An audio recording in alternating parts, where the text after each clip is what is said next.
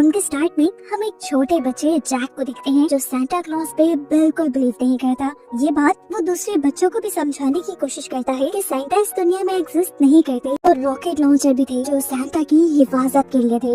ये सब बहुत तेजी से अब सांता के घर की तरफ बढ़ जाते हैं। सांता का घर सभी लोगों से इसलिए छुपा हुआ था क्योंकि घर के इर्द गिर्द एक शील्ड बनाई गई थी।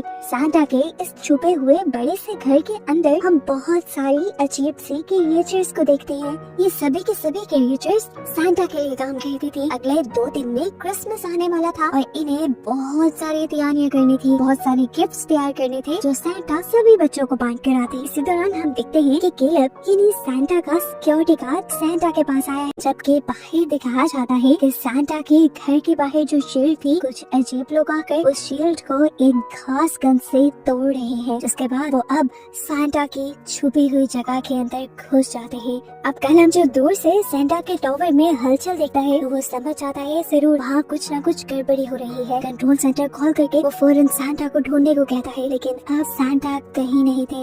इन्हें सांता को किडनैप कर लिया गया था। कलाम फौरन से वहाँ पर आया और उसने देखा कि बालकनी की विंडो खुली हुई थी। नीचे से कोई कार भी तेजी से वहाँ से जाने की कोशिश में थी। वो समझ गया जरूर इसी में सांता है। उसने बड़ी सी जंप लगाई और उस कार के अंदर पहुँच गया। इससे पहले कि वो सांता को उस गाड़ी से निकाल लेता, गाड़ी एक बहुत बड़े ब्रिज के सामने से गुजरती है और अपने आप को बचाने के लिए कलाम को उसके ऊपर से उतरना पड़ जाता है। लेकिन वो इस गाड़ी का पीछा नहीं छोड़ सकता था। उसने अब अपनी जेब से एक छोटा सा टॉय निकाला और अपने जादू से उसे बहुत बड़ा कर लिया और उसके जरिए वो सांता की गाड़ी का पीछा करने लगा। वो गाड़ी कुछ ही मिनट में सांता की शील्ड से बाहर निकल जाती है और हैरान कलाम फौरन ये देखकर अपने कंट्रोल सेंटर को इसकी खबर करता है। वो अभी भी सांता को पकड़ने के लिए उनके घर के पीछे था। कार की स्पीड बढ़ती देखकर कलाम यहाँ पर स्नो का एक बहुत बड़ा तूफान ले आया, जिससे वो कार वहीं पर फ्रीज हो गई। कलाम ने जब अंदर जाकर देखा तो उसमें सांता नहीं थे। एकदम से उसका ध्यान भटक गया ऊपर से गुजरने वाले रॉकेट ने और वो समझ गया कि सांता को रॉकेट के जरिए किडनैप किया गया था। ये कार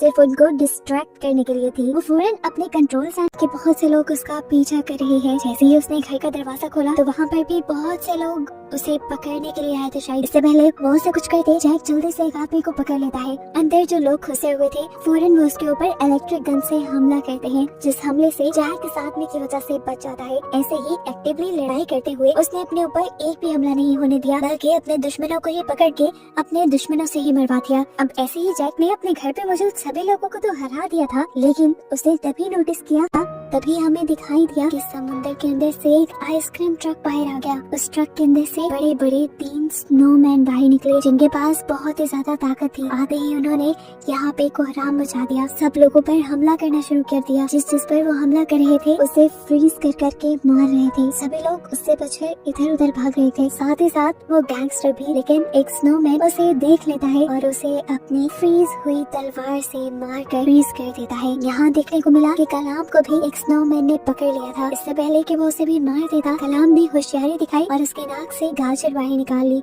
जिससे वो वहीं पिघल गया और हमें मालूम हुआ कि उनकी पूरी ताकत उनकी इस नाक में थी। यहाँ पर दूसरा स्नोमैन जो अब जैक को मारने की कोशिश कर रहा था, जैक भी यहाँ उससे अपना डिफेंड कर रहा था। वो उसे जलाने की भी कोशिश करता है, लेकिन ये स्नोमैन तो जल ही नहीं रहा था। इससे पहले कि अब वो जैक को मार देता, जैक भी समझ गया कि इससे बचने के लिए जैक को यहाँ से भागना है। वो भागते हुए पूल के करीब ही गया कि तभी उस स्नोमैन ने पूल के अंदर पाँव रखते हुए पूरे पूल को फ्रीज कर दिया और ऐसे जैक का पाँव भी उसी बर्फ में फंस गया। अब आहिस्ता आहिस्ता चलते हुए वो जैक के करीब आ गया। इससे पहले कि वो जैक के ऊपर हमला करके उसे मार डालता, उससे पहले ही सही वक्त पर यहाँ कलाम आकर उसकी नाक की जगह वाली गाजर निकाल देता है और ऐसे ये भी पिघल जाता है। सीन कट होकर अब हमें ग्वेलर को दिखाया जाता है, जिसने सांता की सारी पॉवर्टी ने भी उसे माफ कर दिया और दोनों के अच्छे इमोशंस ने उनके ये ग्लोब ब्रेक कर दिए और ये दोनों आजाद हो गए। इनके आजाद होते ही यहाँ पर कलाम भी आ गया अपनी पूरी टीम को लेकर। असल में वो लोग ग्वेलर को रोकना चाहते थे कि वो ये गिफ्ट पूरी दुनिया में न बांटे। जैक भी कलाम का साथ देने के लिए जल्दी से ऊपर आ जाता है, जहाँ से सांता अपने टॉवर से उठकर गिफ्ट बांटा करते थे। उनकी सोच के ठीक मुताबिक ग्वेलर अभी वही थे। इन्हें देखकर वो अपने